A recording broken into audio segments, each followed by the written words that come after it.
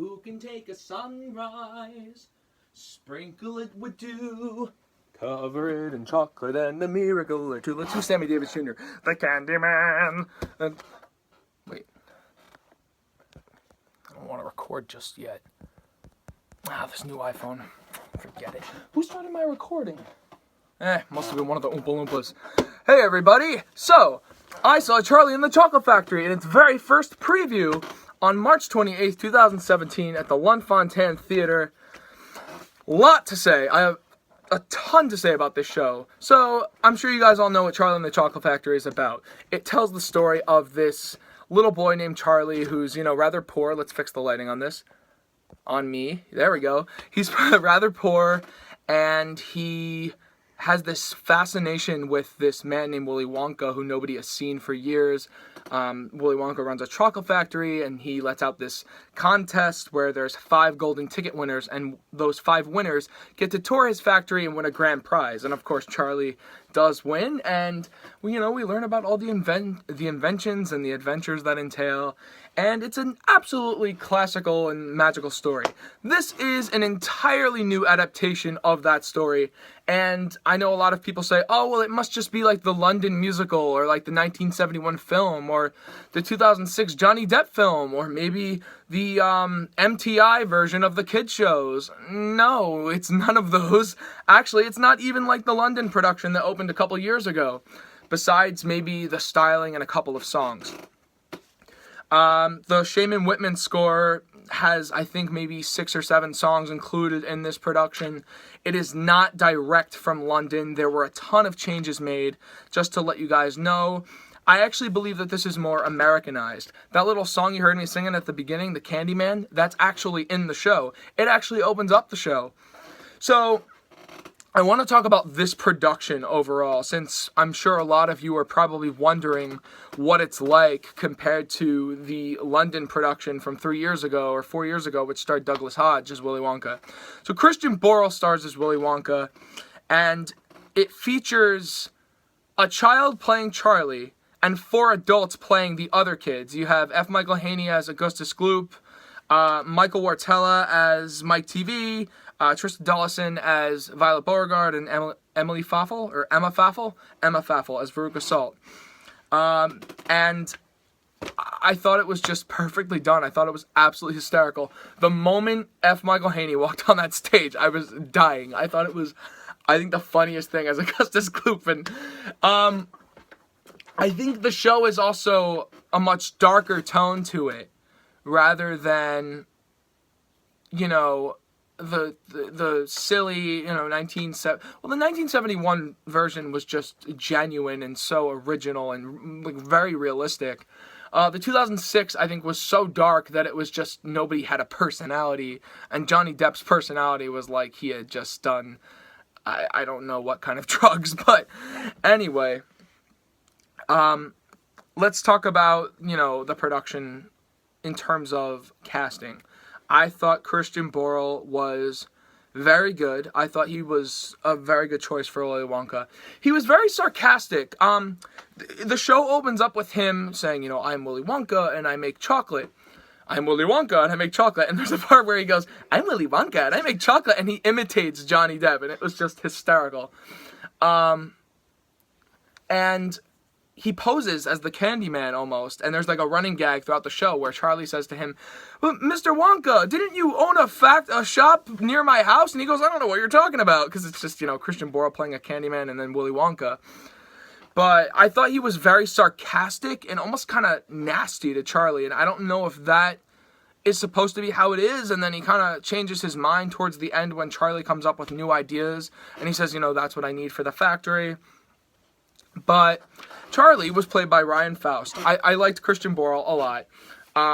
Ryan Faust was Charlie. I thought he was terrific. The thing about Charlie is he is a character who is real. He has flaws. And I feel like in the 2006 film, the kid was just too much of a golden child. He was, oh, well, you don't have to. Like, he was perfect. The kid in the 1971 film, he wanted things. He had emotions. He was sad when he didn't get something he wanted. He asked for so little. And the same happens with this kid. I thought this kid did a fantastic job. Ryan Faust, he has a nice little voice. He was innocent. He was perfect for Charlie. Excellent. If you have the chance to see him, like, it's great. It's gonna be great. I'm telling you right now. So let's talk about the kids. All right. So I already talked about F. Michael Haney as Augustus Gloop, who was, I just thought he was hysterical. He had this little voice on, and it was just so funny. Trista Dollison played Violet. She was good. Awesome voice. Incredible voice. I did not like her musical number in the first act. It was called, like, The Queen of Pop or something. It was just kind of bland, in my opinion. It was like a Dreamgirls ripoff or something.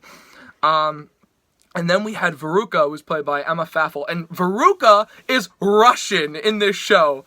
I lost it when I saw the father, played by Ben... Oh, his name just slipped my mind. Ben Crawford. Ben Crawford walks out in, like, the big fur coat. It's like, Veruca, you could not do this. Save it for later. I thought that was hysterical. And she was great. You know, she did a lot of ballet because she's a ballerina. She's incredible.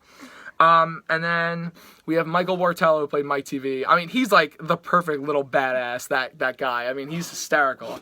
And he's got like this little squeaky voice, so it was like perfect for a kid. They embodied kids perfectly, in my opinion. And then we had Grandpa Joe, who's played by John Rubinstein. He kind of reminded me of the Flying Dutchman from SpongeBob a little bit, or the Flying Dutchman. Flying Dutchman, okay. He had like this kind of voice for Grandpa Joe, and I thought it was very funny. It was nice to see Pippin on stage again. He's really a treat, really wonderful. Emily Paget also was very innocent as Charlie's mom. She sang a song called "If Your Father Were Here" in the first act, which talks about Charlie's dead father. And, you know, I mean, it has the cliche of doing a dream ballet, which it didn't really bother me in this case because the song was so beautiful. I shed a tear. I know in the original London production it was "If Your Mother Were Here." And I shed a tear during this because it was beautiful. Yeah, and then, of course, the rest of the cast was absolutely fantastic, but I want to talk about Jackie Hoffman. She literally killed me.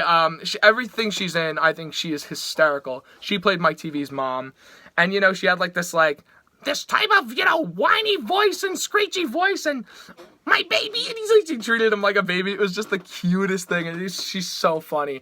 And she gets her own number in the first act, too. It's called, What Could Go Wrong, or What Could Possibly Go Wrong, and that was hilarious. And she's talking about, like, how she just raises him to be, like, this good American kid, and she thinks he's, like, this good American kid, but he actually is, like, a complete, like, degenerate, I guess. Yeah, there were a lot of, like, plot changes to, Mike TV apparently, like, hacked Willy Wonka's computer and was able to get a ticket through there, and there were a bunch of different things, and Charlie found the ticket through some lady named Mrs. Green rather than, you know, just finding a coin and going over to the store and buying. So let's talk about the score. All right, so we had the songs from the movie, The Candyman, we had I Got a Golden Ticket was in it, Pure Imagination, of course, yeah, and the Oompa Loompa song. I mean, who could forget? The Oompa Loompas were so cool. But I really like some of the original songs. I like Willy Wonka. I love It Must Be Believed to Be Seen. It's just such a haunting, yet, like, it has, like, a haunting low string sound, and I love it. It's like, bum, bum, ba-dum, ba-dum, bum, bum, bum, bum, bum, surprise! And it just, like, it grabs you. It's a amazing piece. Another song that stood out in the second act, I love Veruca's Nutcracker Suite. There's a bunch of, like, dancing squirrels, and they have, like, these creepy yellow eyes. Oh, it was so cool. So cool. My one complaint about the show, and I'm sure a lot of people, it's actually a shocker, but the set design, I thought, was very underwhelming in certain scenes. The chocolate room he first unveils, it's like in a it looks like it's something in a museum. It was like in a big frame, and I mean, maybe that's Jack O'Brien's idea of simplicity and making something out of nothing, and making something out of nothing is the theme of the show, along with It Must Be Believed to Be Seen. But I think for a show like this that has been hyped for so many years and has had so many musical adaptations, it would be nice to see an incredible chocolate room and a very large scale set. So I thought the factory was a little underwhelming. It was like in the same room, and they even say it in the show, like, it's the same room, yeah, but like, it's Willy Wonka's chocolate factory, so That's my only real complaint. So, all right. So I have a guest on my show right now. So this is my sister. Hi, YouTube. So she saw the show with me. Let me pull you over, kiddo. What did you think of the show? Give me your overall opinion as a kid, because you're a kid who saw this. 10 out of 10. 10 out of 10. Okay, what was 10 out of 10 about it? The music, the actors, the comedy. Oh my gosh, it was. What was your favorite part? My favorite part. I'm Willy Wonka. I make chocolate. Oh yeah, when he does the voices. What else? What was your favorite visual of the show? I have no idea. Probably when Charlie gets the ticket, cause no, the visual, not your favorite part. Like what was your favorite thing to look at on the stage, like a scenic? Oh, like when they take down the curtain, Willy Wonka's looking out the sky. Yeah, well, that's what the curtain looks like when you walk in. Yes. Okay. I like that. I like that too, actually. That was pretty impressive. Yeah, but I really liked the score and everything. Who's your favorite character in the show? Oh gosh. Probably Mike TV. Why? Because he's so funny, that voice. Oh my gosh. Yeah, they do that song "Vidiots" too, which is in the original show. It's a lot of fun. Willy Wonka's a dork. Yeah, he kept calling him like a dork and a loser. I kind of felt like some of the kids in the show also, we didn't really dig into their personalities as much as we do in the 1971 movie, right? And you love the original, don't you? Yeah, it's pretty funny. Do you like both of them, or? I like the 2006, not as much. I don't like it. Yeah, because I thought the Danny Elfman songs were a little weird, but. Augustus Gloop. Yeah, I thought the song for him in this was better. What'd you think of the Oompa Loompas? Oh my gosh, that was clever. Tell them how they did the Oompa Loompas. They had they stuck their heads in these suits, and then they put the bodies behind the actual It was done with puppetry, so everybody was dressed in black, and they had these big white suits that went down to their knees, of course. A little Lord Farquaad-esque, but a lot cooler. They really moved around. They were moving around. It was really, really cool. And they stuck their heads inside. Yeah, it was very cool. What's your favorite song in the show? Oh gosh, probably the Veruca's The Nutcracker Suite? Yeah. Okay. Yeah, I like that a lot too, actually. Veruca Salt, the little witch. Yeah, that one. Okay. All right. So, is that all you have to say about the show? Well, what about you? How did you like it?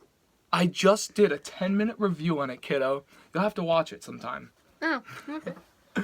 All right. This is not goodbye. We have to sing a song. Yeah. Hold your breath. Make a wish. Count to 3. 1, 2, 3. There is no life I know to compare with your imagination. Living there you'll be free if you truly wish to be. Okay, we want to go for the D flat. All right. Okay, everybody. So Charlie and the Chocolate Factory at the Lunt-Fontanne Theater. A kid says it's good. I thought it was really good. I was very impressed. I walked out. I think I really loved it. I give it an 84 out of 100. I give it a 99.9.9.9. Okay. All right, guys. Have a good one. Stay tuned for Groundhog Day, Anastasia, and many more to come. Many more to come. Okay, guys. Bye.